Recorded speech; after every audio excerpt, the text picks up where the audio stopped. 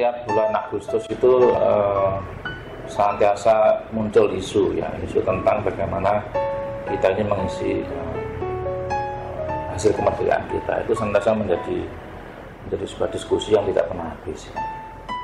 Makanya kalau kita melihat negara kita, memang sebenarnya masalah itu sudah sangat kompleks ya, memang betul.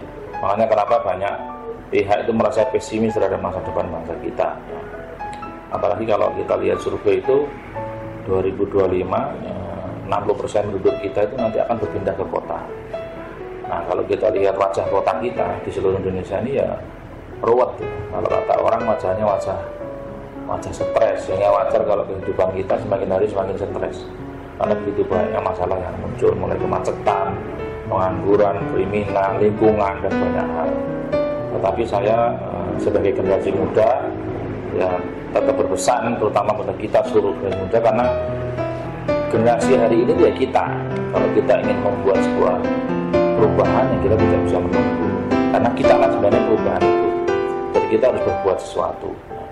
Memang tantangannya ada dua di negara kita ini. Yang pertama memang SDM kita, yang kedua adalah kreativitas. Kenapa? Karena memang tidak bisa kita mengandalkan semua masalah ini kepada pemerintah.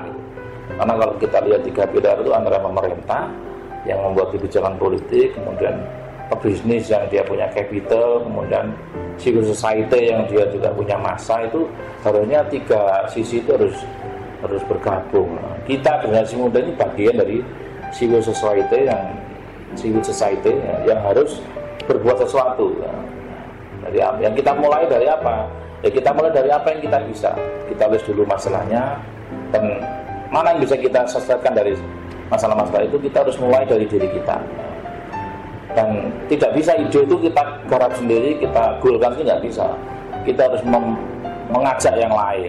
Kalau bahasa kita harus membuat community, membuat komunitas untuk mendorong ide kita itu menjadi sebuah solusi.